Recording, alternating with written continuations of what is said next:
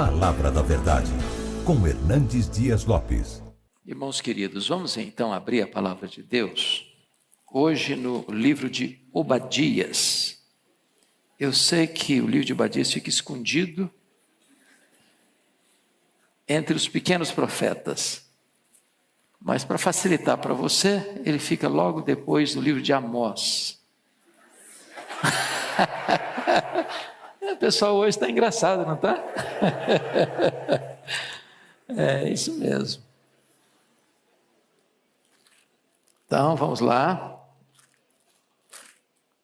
Entre Amós e Jonas, para facilitar mais ainda. Profeta Obadias.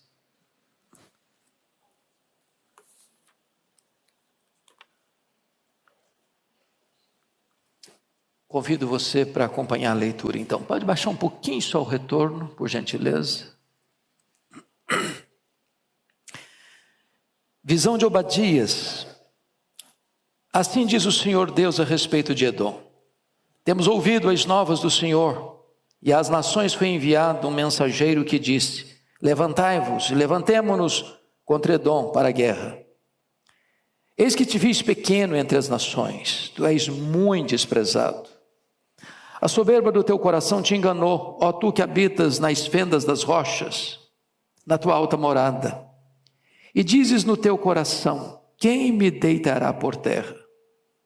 Se te remontares como a águia e puseres o teu ninho entre as estrelas, de lá te derrubarei, diz o Senhor. Se viessem a ti ladrões ou roubadores de noite, como está destruído, não furtariam só o que lhes bastasse? Se a ti viessem os vindimadores, não deixariam pelo menos alguns cachos? Como foram rebuscados os bens de Esaú, como foram esquadrinhados os seus tesouros escondidos. Todos os teus aliados te levaram para fora dos teus limites, e os que gozam da tua paz te enganaram, prevaleceram contra ti. Os que comem o teu pão puseram armadilhas para os teus pés. Não há em Edom entendimento. Não acontecerá naquele dia, diz o Senhor, que farei perecer os sábios de Edom e o entendimento do monte de Esaú. Os teus valentes, ó Temã, estarão atemorizados, para que do monte de Esaú seja cada um exterminado pela matança. Por causa da violência feita a teu irmão Jacó, cobrir-te-á vergonha e serás exterminado para sempre. No dia em que, estando tu presente, estranhos lhe levaram os bens, e estrangeiros lhe entraram pelas portas e deitaram sorte sobre Jerusalém, tu mesmo eras um deles. Mas tu não devias ter olhado com prazer para o dia de teu irmão, o dia da sua calamidade, nem ter te alegrado sobre os filhos de Judá no dia da sua ruína, nem ter falado de boca cheia no dia da angústia. Não devias ter entrado pela porta do meu povo no dia da sua calamidade. Tu não devias ter olhado com prazer para o seu mal no dia da sua calamidade, nem ter lançado mão nos seus bens no dia da sua calamidade. Não devias ter parado nas encruzilhadas para exterminares os que escapassem, nem ter entregado os que lhe restassem no dia da angústia. Porque o dia do Senhor está prestes a vir sobre todas as nações. Como tu fizeste, assim se fará contigo. O teu mal feito tornará sobre a tua cabeça. Porque como bebestes no meu santo monte, assim beberão. De contínuo, todas as nações beberão, sorverão e serão como se nunca tivessem sido. Mas no monte Sião haverá livramento. O monte será santo, e os da casa de Jacó possuirão as suas herdades. A casa de Jacó será fogo, e a casa de José chama, e a casa de Esaú restolho. Aqueles incendiarão a este e o consumirão. E ninguém mais restará da casa de Esaú, porque o Senhor o falou. Os de Neguebe possuirão o monte de Esaú, e os da planície aos filisteus. Possuirão também os campos de Efraim, os campos de Samaria, e Benjamim possuirá a Gileade. Os cativos do exército dos filhos de Israel possuirão os cananeus até Sarepta, e os cativos de Jerusalém que estão em Sarafade possuirão as cidades do sul. Salvadores hão de subir ao monte Sião para julgarem o monte de Esaú, e o reino será do Senhor. Eu quero tratar com os meus irmãos nesta noite sobre o tema os erros de uma família e a ruína de um povo. Os erros de uma família e a ruína de um povo. Bom, é sabido de todos vocês que o livro de Obadias é o menor livro do Antigo Testamento. Dos 39 livros do Antigo Testamento, este é o menor de todos. Ele é um dos profetas menores e o menor dos menores. É curioso que Obadias e Naum não são citados nenhuma vez no Novo Testamento. E esses dois livros retratam a derrota definitiva de dois inimigos do povo de Deus, Edom e Nínive, capital da Síria. O livro de Obadias é um alerta soleníssimo para as famílias, para a igreja e para as nações. Mostra para nós que o erro hoje de uma família, se não tratado convenientemente, pode se espalhar, pode reverberar, e isso pode atingir futuras gerações e atingir nações. O ponto aqui, meus amados irmãos, começa com uma família. Família de Isaac, família de Rebeca. Esse casal, que teve um casamento belíssimo, em amor. Este homem que vem de uma família muito importante na história, ele é filho de Abraão, herdeiro único de uma grande fortuna e de uma grande herança espiritual. Casa-se com Rebeca, ela é estéril. Ele orou 20 anos, para o ventre dela ser curado. Depois de 20 anos de oração, Deus faz um milagre. Nascem Esaú e Jacó. 2 filhos, 2 nações dentro do ventre, irmãos gêmeos, nações que nasceram do mesmo ventre. Jacó é o pai dos judaítas, Esaú é o pai dos edomitas. E por inabilidade deste casal, Isaac e Rebeca, que em vez de construírem amizade entre os irmãos, construir pontes de amizade nos seus filhos, resolveram um ter opção por um, outro ter opção por outro. Isaac amava mais Esaú, Rebeca amava mais Jacó. E em vez dos filhos crescerem unidos, tornaram-se competidores, inimigos, rivais. E essa rivalidade avançou para dentro da história. E o que nós lemos hoje aconteceu 1500 anos depois.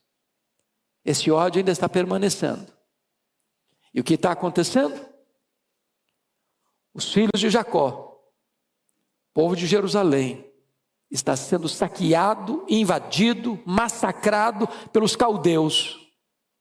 E os irmãos de Jacó, os edomitas, estão celebrando, estão batendo palmas, estão junto com os inimigos, estão celebrando no dia da angústia do povo de Jacó. E mais, estão entrando dentro da cidade, saqueando os bens dos seus irmãos. Estão nas encruzilhadas, os que tentavam escapar, eles matavam, os que não conseguiam matar, e entregavam para os caldeus para que eles fossem mortos. E então Deus está aqui trazendo juízo sobre Edom, porque lá há 1500 anos, um pai e uma mãe não tiveram sabedoria para criar os seus filhos como amigos. E eu, à guisa de introdução, quero destacar 3 pontos. Primeiro, nunca subestime os pequenos problemas. Eles podem se tornar um grande mal. Preste atenção nisso. Esses 2 povos, Israel e Edom, nasceram de um mesmo ventre.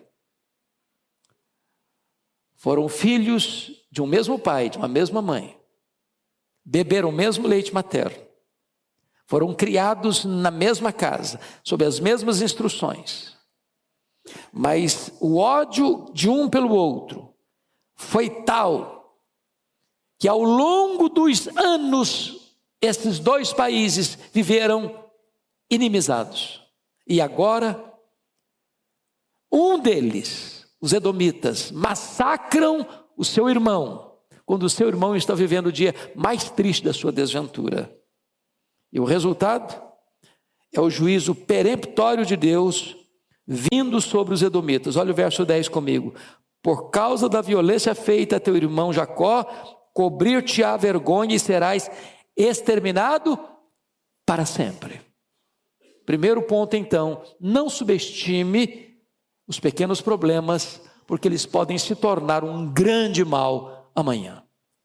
Segundo ponto da introdução é que uma grande bênção pode se transformar numa grande tragédia quando deixamos as nossas vaidades pessoais nos dominarem.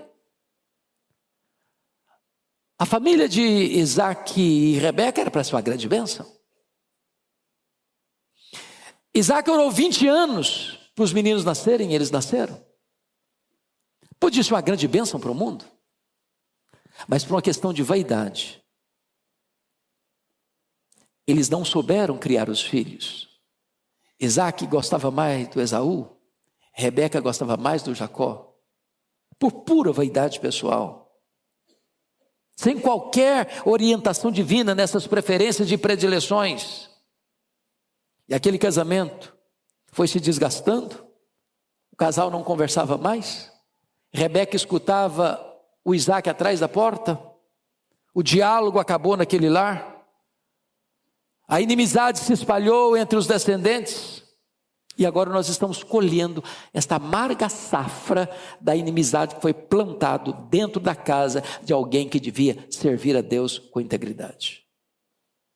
Terceiro ponto da minha introdução. Não tente mudar os desígnios de Deus, nem manipular a Deus. Por que aconteceu?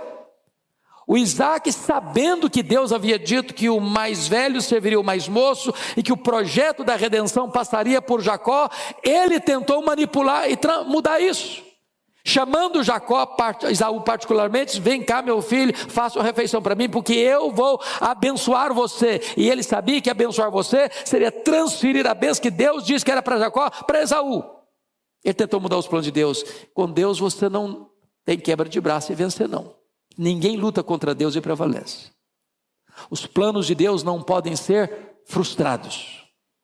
Por outro lado, diz a Bíblia que Rebeca tenta manipular a situação, dando uma mãozinha para Deus, como se Deus precisasse de uma mãozinha nossa para cumprir seus planos. Diz, vem cá meu filho, o seu pai vai abençoar o Esaú, então nós vamos fazer o seguinte, eu sei que Deus prometeu, mas eu preciso fazer, eu preciso agir, agora é comigo, agora é do meu jeito, agora é do meu modo, você vai fingir que você é Esaú, e você vai lá e roubar astuciosamente a bênção que o seu pai vai dar para o seu irmão. Deixa eu lhe dizer uma coisa, Deus não precisa da nossa ajuda para cumprir os seus planos não, Ele é soberano. Não queremos e não podemos manipular os planos de Deus do nosso jeito, do nosso modo.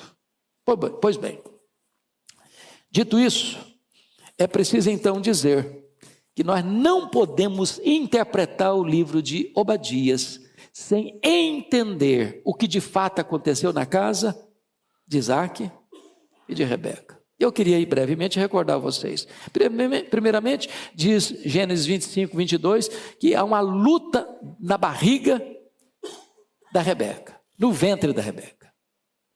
Os meninos lutavam dentro do ventre dela, num prenúncio até de que 2 nações brigavam dentro do ventre dela. Aí depois vem em segundo lugar o erro dos pais. Porque eles poderiam ter revertido isso. Notinha de rodapé.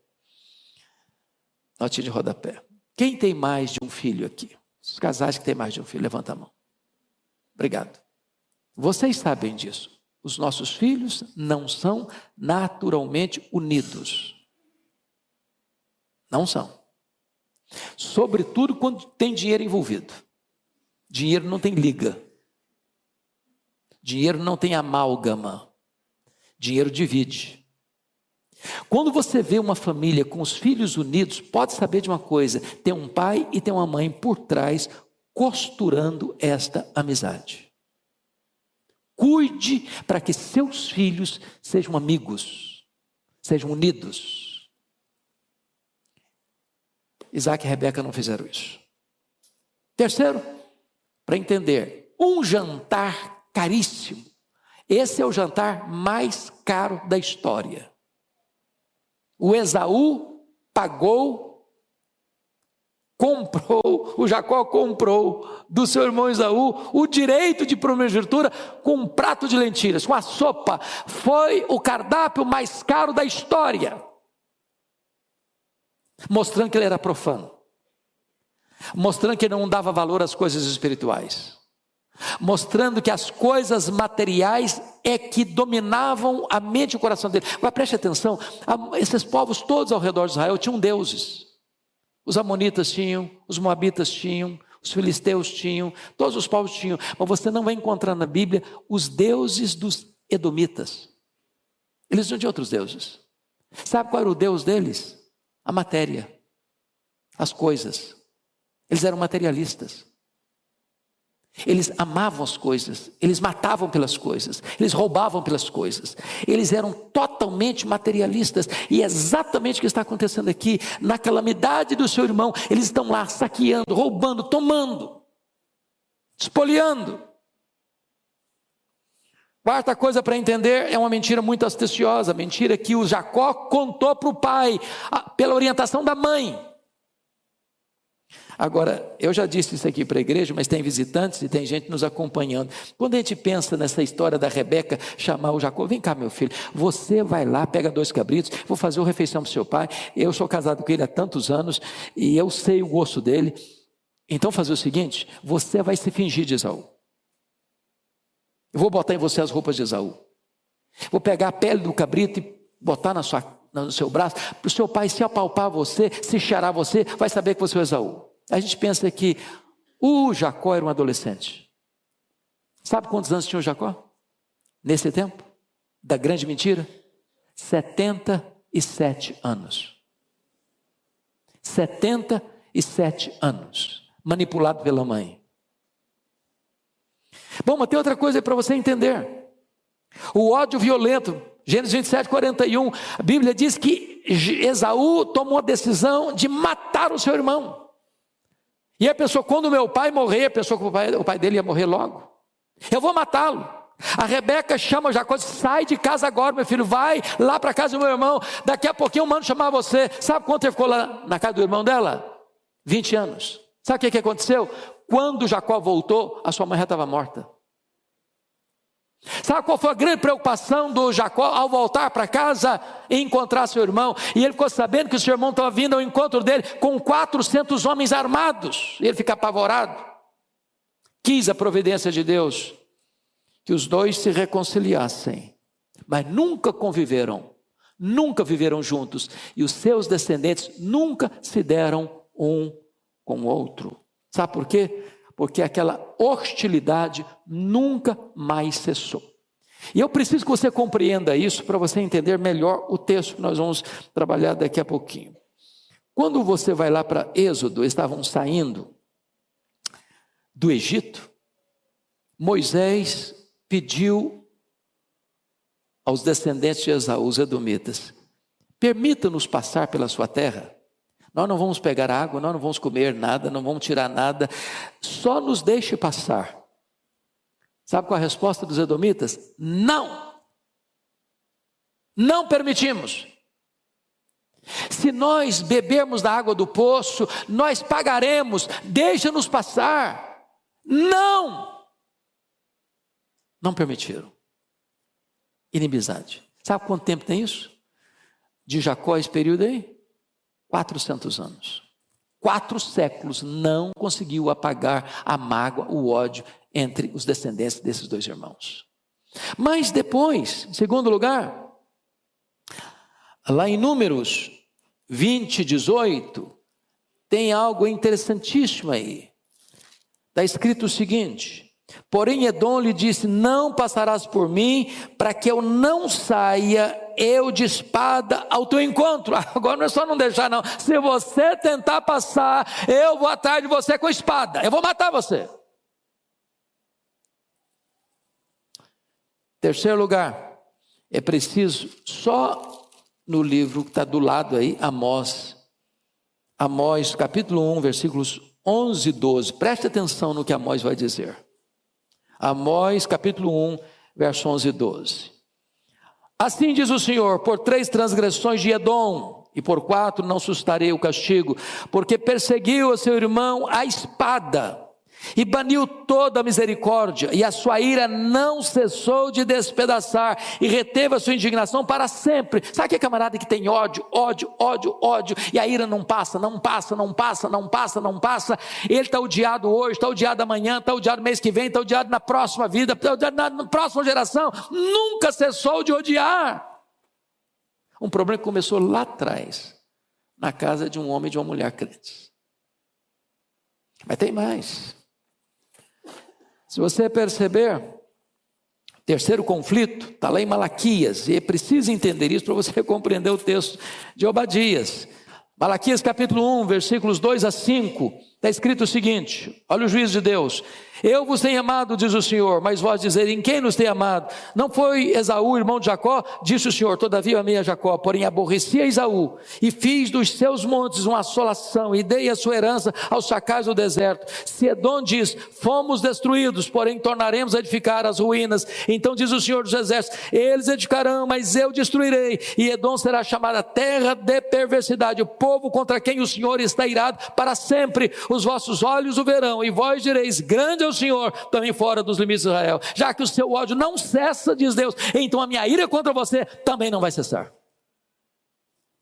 Pois bem, mas vamos para o final.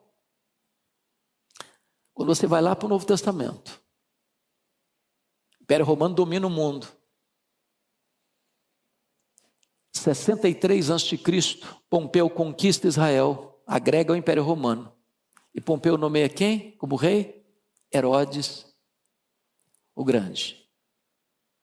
Quem é Herodes o Grande? Membro da família Edomeia. Quem são os edomeus? Os descendentes de Esaú. Qual a postura de Herodes em relação aos judeus? De ódio. Manda matar as crianças de Belém, Herodes o Grande. Herodes Antipas, o segundo Herodes, manda matar João Batista. Herodes Agripa I manda matar o apóstolo Tiago. Herodes Agripa II zombou de Paulo. Por pouco Paulo me persuades a fazer um cristão. Com zombaria. Sabe o que acontece? Nunca mais você vai escutar sobre esse povo. Nunca mais. Então nós vamos ver agora com o texto, volta lá para Obadias comigo, e vamos dar uma olhadinha quais foram as maldades que eles praticaram contra o povo de Judá, quando Jerusalém estava sendo saqueada, atacada pelos caldeus. Em primeiro lugar, confira aí comigo o versículo 10 e 11 de Obadias. Edom luta contra seu irmão em vez de defendê-lo. Leia comigo, por favor, versos 10 e 11 de Obadias. Vamos juntos? Por causa da violência feita a teu irmão Jacó, cobrir-te-á vergonha, serás exterminado para sempre. No dia em que, estando tu presente, estranhos levaram os bens, e estrangeiros entraram pelas portas, e deitaram sorte sobre Jerusalém, tu mesmo eras um deles. Estava lá, junto com os saqueadores, junto com os espoliadores, junto com os opressores, no meio deles, fazendo o mesmo que eles estavam fazendo. Luta contra o seu irmão, em vez de defendê-lo. Segundo, Edom se alegrou com a derrota de seu irmão, em vez de chorar com ele. Leia o verso 12 comigo agora, de Obadias. Versículo 12, toda a igreja comigo. Mas tu não devias ter olhado com prazer o dia de teu irmão, o dia da sua calamidade, nem ter te alegrado sobre os filhos de Judá no dia da sua ruína, nem ter falado de boca cheia no dia da sua angústia. Meus irmãos, é muita crueldade. Você está feliz da vida porque o outro está sofrendo. Você está batendo palmas porque o outro está sendo massacrado. Você está enchendo a boca de riso porque o outro está sendo destruído. Isso não passou em branco aos olhos de Deus. Terceiro, Edom pilhou os bens de seus irmãos no dia da sua calamidade em vez de socorrê-lo. Versículo 13, leia comigo toda a igreja, por favor. Não devias ter entrado pela porta do meu povo no dia da sua calamidade. Tu não devias ter olhado com prazer para o seu mal no dia da sua calamidade, nem ter lançado mão nos seus bens no dia da sua calamidade. Você percebeu aqui? Eles estão lá junto com os caldeus, roubando, saqueando, espoliando seus irmãos, em vez de defender os seus irmãos. Mas finalmente, Edom ajudou a matar os seus irmãos em vez de protegê-los. Olha o versículo 14, leia o 14 comigo. Não devias ter parado nas encruzilhadas para exterminar os que escapassem, nem ter entregado aos que lhe restassem dia da sua angústia. Duas coisas. Pararam na encruzilhada primeiro para quê? Para matar quem está tentando fugir. E os que tentavam e eles não conseguiam matar, capturavam e entregavam para os caldeus matarem. Então, agora eu quero fazer as aplicações para a gente terminar. Lições para a nossa vida.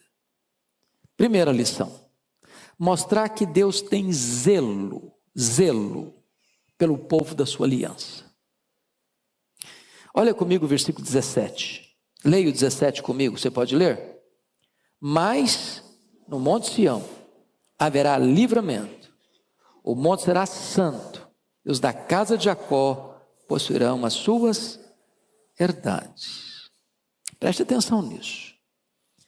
Quem está massacrando hoje? A Babilônia. Quem está massacrando hoje? Edom. Quem está sendo massacrado hoje? O povo de Judá.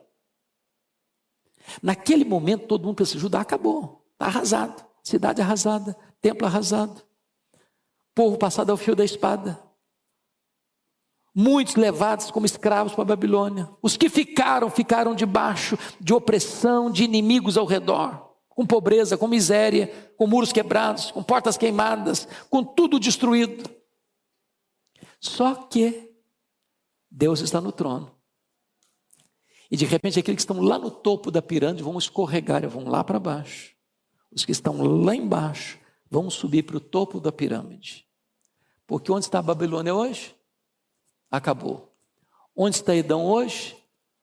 Acabou. Onde está o povo de Deus hoje? Honrado pelo Senhor. Então preste atenção nisso. Quem comanda a história é Deus. Deus reverte o quadro. Deus reverte o diagnóstico. Deus muda o cenário. Segunda lição prática: mostrar que o orgulho precede a ruína. Olha comigo os versos 2 a 5. Vamos ler de novo, 2 a 5, todos juntos.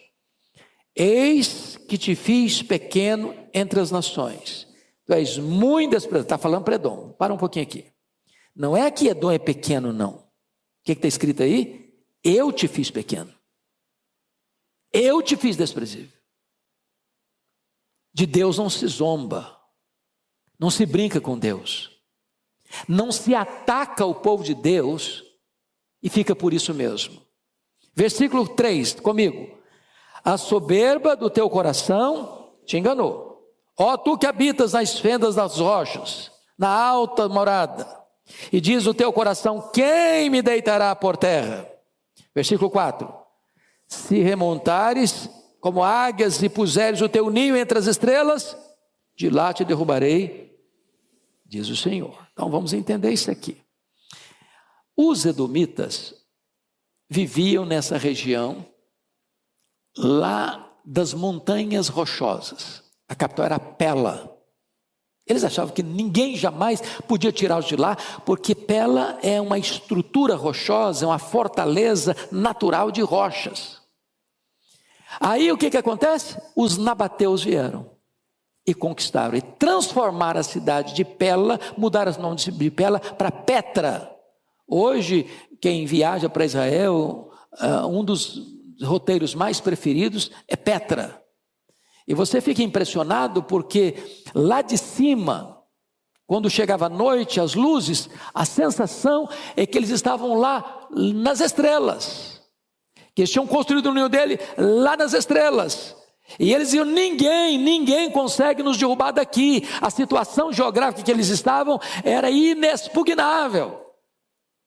E aí Deus está dizendo o seguinte: ainda que vocês coloquem o ninho de vocês lá nas estrelas, porque parecia que eles estavam entre as estrelas, nas alturas excelsas dos penhascos, de lá eu te derrubarei, diz o Senhor. Por quê? Por causa da soberba do coração que enganou você. Ninguém mantém-se soberbo sem ser derrubado das alturas da sua soberba, da sua arrogância, da sua presunção. Terceira lição prática: mostrar que ninguém está seguro, escarnecendo dos princípios de Deus. Meus irmãos, o homem que zomba de Deus, ele pode até num dado momento ser mais forte. Num dado momento ele pode prevalecer. Naquele dia estava prevalecendo. Era o dia da calamidade de Judá. Deus estava entregando Judá nas mãos dos seus inimigos. Mas o fato de Deus entregar Judá nas mãos dos seus inimigos não dava ao irmão Edom o direito de aproveitar daquela calamidade para massacrá-los ainda mais, para espoliá-los ainda mais, para feri-los ainda mais, para matá-los ainda mais.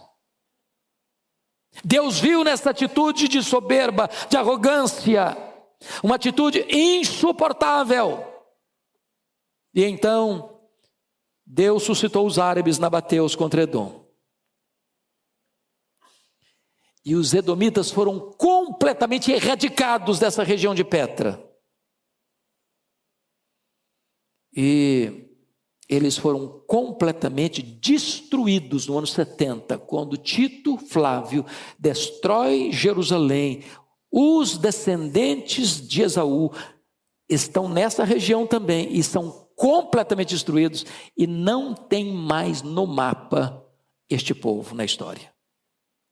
Deus está exercendo o seu juízo, e o juízo final e completo sobre eles.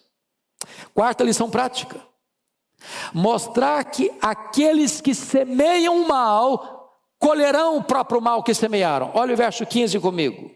Leia o 15 comigo, por favor, todos juntos. Porque o dia do Senhor está prestes a vir sobre todas as nações. Como tu fizeste, assim te fará contigo. O teu mal feito tornará sobre a tua cabeça. Preste atenção aqui. O dia do Senhor está prestes a vir sobre quantas nações? Sobre todas as nações. As nações cristãs, as nações pagãs, as nações ateias, as nações que oprimem o povo de Deus, as nações que favorecem o povo de Deus. Todas terão que passar pelo julgamento de Deus. Então, entendamos isso, irmãos. Não dá para semear o mal e colher o bem. Chama atenção de novo. Essa tragédia histórica, que tem 2000 anos de história, nasceu como uma semente lá na casa de Isaac e de Rebeca. Cuidado para que os pequenos problemas hoje não se tornem tempestades convulsivas amanhã. Quinta lição prática: mostrar que o povo de Deus, mesmo sendo humilhado hoje, triunfará amanhã. Olha comigo, por gentileza, o versículo 17. Você pode ler o 17 comigo? Vamos juntos? Mas no Monte Sião haverá livramento, o monte será santo, e os da casa de Jacó possuirão as suas herdades. Hoje Jacó está sendo massacrado, mas amanhã o quadro vai mudar. Meus irmãos, os cristãos podem ser perseguidos, os cristãos podem ser presos, os cristãos podem ser espoliados, os cristãos podem ser martirizados, mas a vitória é de Cristo e da igreja de Cristo. O povo de Deus será honrado pelo Senhor. Finalmente, em penúltimo lugar, sexto lugar, mostrar que o reino de Deus triunfará sobre todos os reinos do mundo. Olha o verso 21 comigo, por gentileza. Toda a igreja comigo.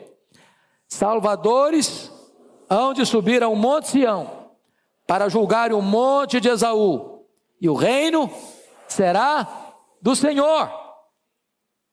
Isso aí me leva a Apocalipse 11:15. O reino do mundo se tornou de nosso Senhor e do seu Cristo, e ele reinará pelos séculos dos séculos. Louvado seja o Senhor. Edom caiu, mas o reino de Deus está de pé.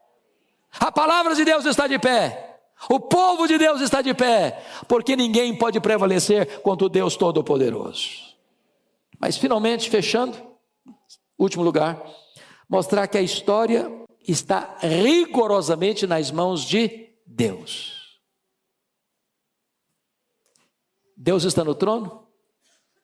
O Cordeiro venceu para abrir o livro e desatar os seus 7 selos. E o versículo 17, bem como o versículo 21, nos mostra isso, que Deus está conduzindo a história. A história não é cíclica. A história não é um caminhão sem freio ladeira abaixo. A história caminha para um telos, para uma consumação. E o reino e os reinos do mundo serão do Senhor e do seu Cristo. Na linguagem de Daniel capítulo 2, os reinos deste mundo entrarão em colapso. Na figura daquela grande estátua que Nabucodonosor mandou construir. A cabeça toda de ouro. Os braços e o peitoral de prata, o ventre de bronze, as pernas de ferro e os pés de ferro e barro. E uma pedra não lavrada por mãos bate no pé dessa estátua, que representa os reinos deste mundo, e toda a estátua vira pó. E esta pedra enche toda a terra. E isso significa que os reinos deste mundo serão do Senhor e do seu Cristo. E ele reinará pelos séculos dos séculos. E a igreja dele reinará com ele pelos séculos dos séculos. Seguimos ao Deus Todo-Poderoso, ao Rei vencedor e vitorioso. A história está nas mãos do nosso Deus. Vamos orar, queridos? E a pergunta que eu faço agora a você é esta: você tem permitido conflitos dentro da sua casa?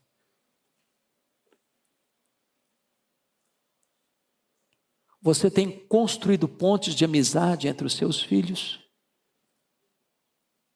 Você se empenha deliberadamente para que os seus filhos sejam amigos? Você patrocina momentos para que os seus filhos estejam juntos? Não permita que os pequenos problemas de hoje virem grandes problemas amanhã.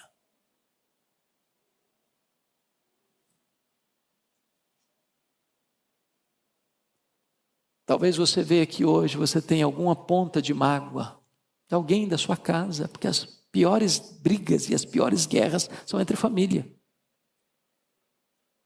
Está na hora de você ser um pacificador. Está na hora de você aplacar a fúria, construir pontes. Está na hora de você perdoar, para que esta ira não despedace para sempre. Para que você hoje estanque uma barragem que, se romper, pode trazer uma grande inundação. Senhor Deus, nós todos que estamos aqui